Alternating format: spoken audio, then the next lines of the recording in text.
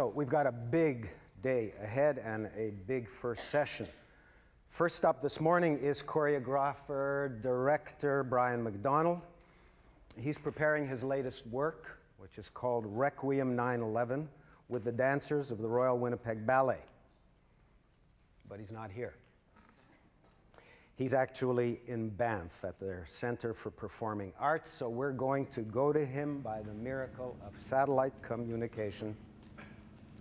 Just before we go, however, and I hesitate to say this, but I first became aware of Brian at McGill. When he directed and he played in a legendary red and white revue called My Fair Lady.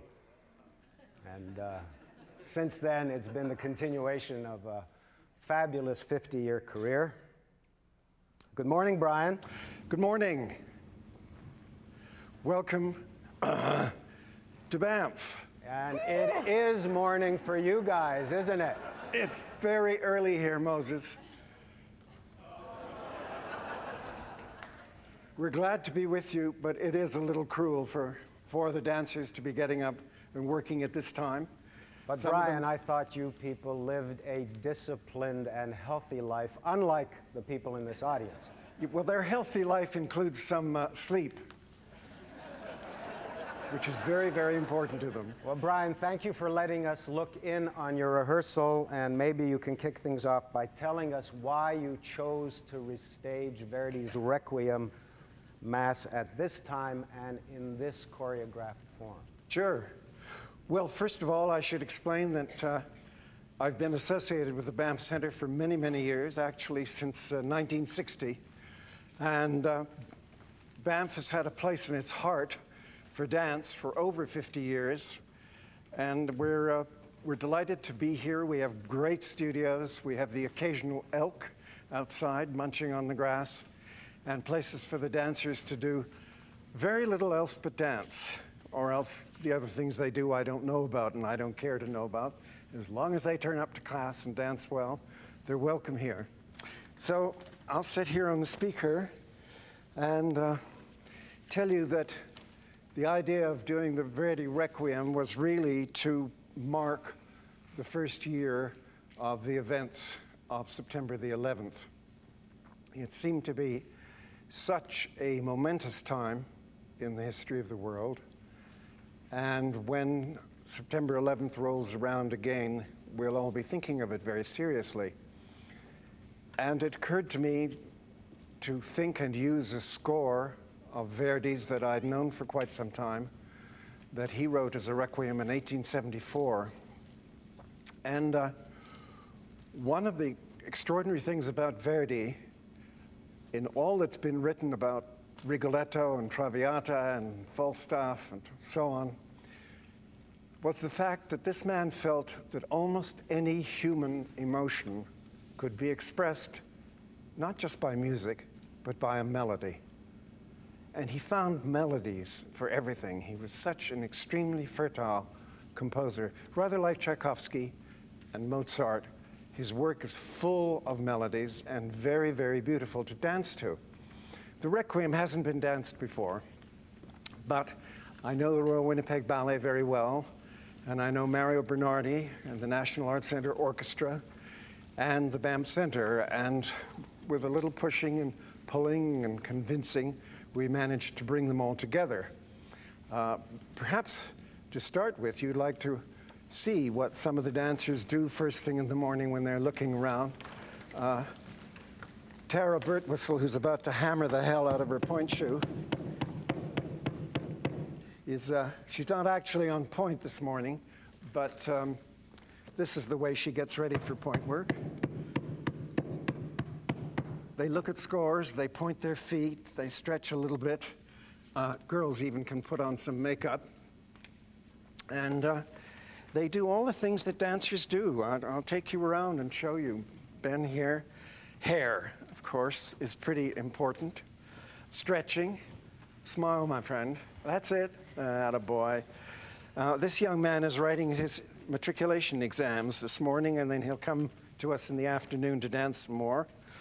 She's getting ready with point shoe. Christopher, wake up, you're on television. Next. She's at the famous rosin box, which boxers, violinists, and dancers share. He's stretching. Now, that's a good position when you get up in the morning to stretch with. Just, come on, we'll go a little further over here. And every dancer has a dance bag, huge amounts of things in it. And you, well, thank you very much. And they have liniments, they have shoes, they have bandages. Now this one is practicing a pirouette here. Come on, around twice and jump up on your shoulder. And when you get there, smile.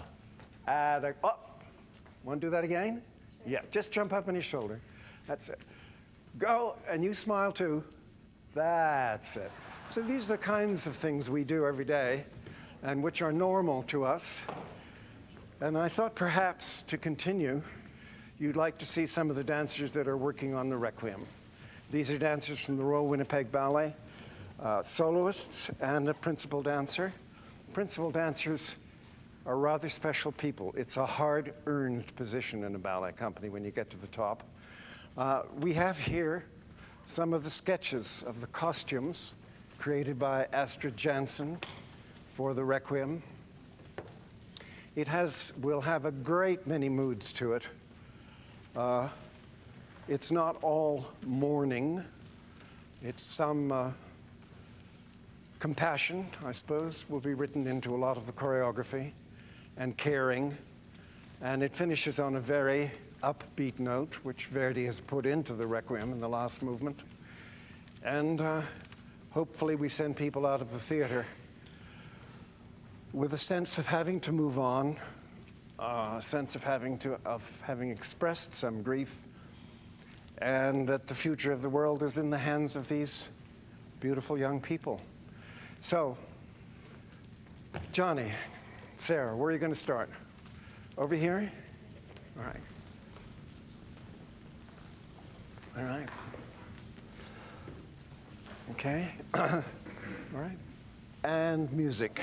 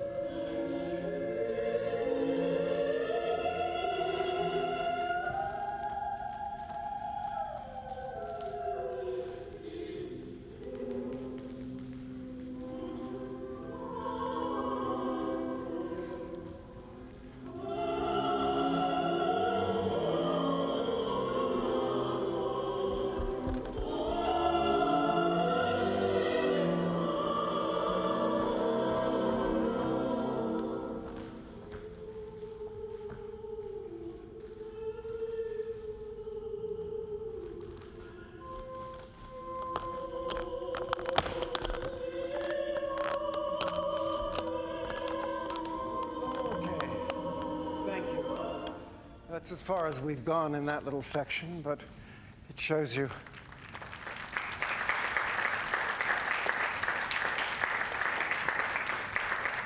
a certain feeling that dancers can generate. Everybody thinks the dancer is at a disadvantage because they don't have words. It's actually an advantage because they can open up so many ideas that can't be expressed by words. It can't be expressed in a literary way. They let you come to them and find out what they're feeling and what they're thinking. You don't want to do that again? No.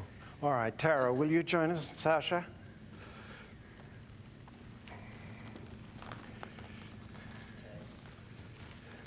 Sasha has just joined us. He's from the Ukraine. He doesn't speak very much English, but he's had the same kind of training that most dancers get all over the world. So we're able to communicate very quickly. And also she's become his protector in explaining things to him. And they get along very beautifully. So where are you going to start?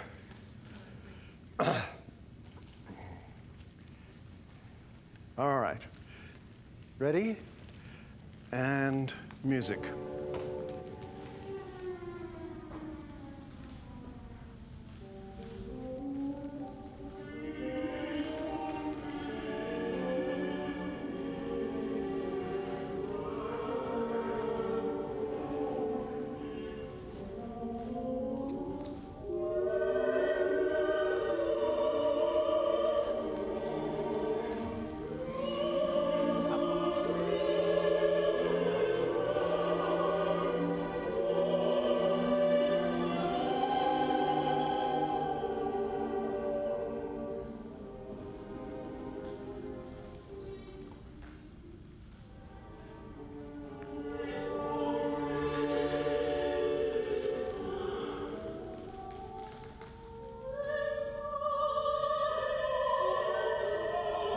Let's stop there. Good.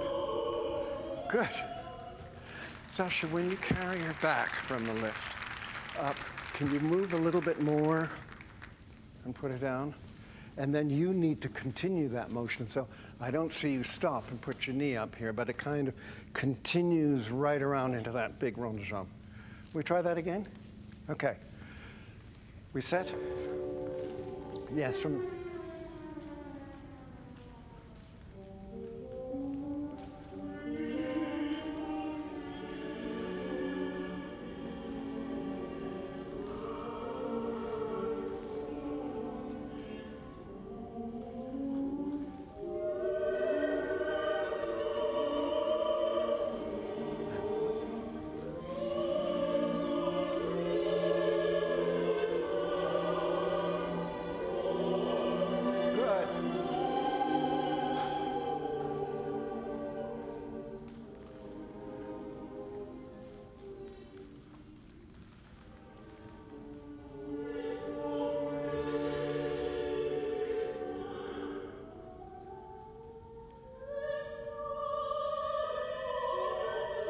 Good. Thank you. Thank you very much.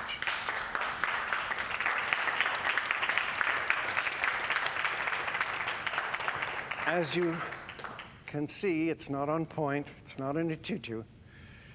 It's about compassion, and they have to move like silk. So that's where a lot of our work comes in. We do it over and over and over again, adjusting to each other, making sure that it looks like there's almost no floor, that we float and we create illusions. And that's our job. And that's why we're doing the Requiem. That's why we're in Banff.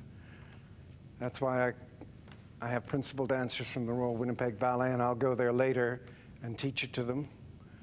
And why we expect that quality that you saw a little bit of. So that's us, Moses, here in Banff. And I'd like to finish with just a tiny little bit of a poem by W.H. Auden, of all people, who didn't write very much about dance, but he wrote this: "The desires of the heart are crooked as corkscrews. Not to be born is the best for man. Second best is a formal order, the dance's pattern. Dance while you can." Indeed. Thank you so much, Thank you Brian. for letting us be with you. Brian, Yeah?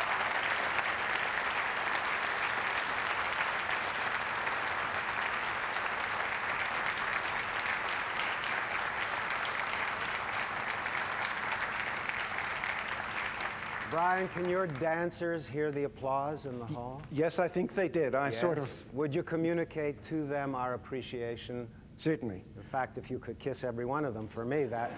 Moses says he would like to kiss every one of you. Thank you so much. Okay. What a wonderful send-off for the day. And you have a great day. Excellent. Bye-bye. We'll see you in person soon. Okay. Bye-bye. Bye.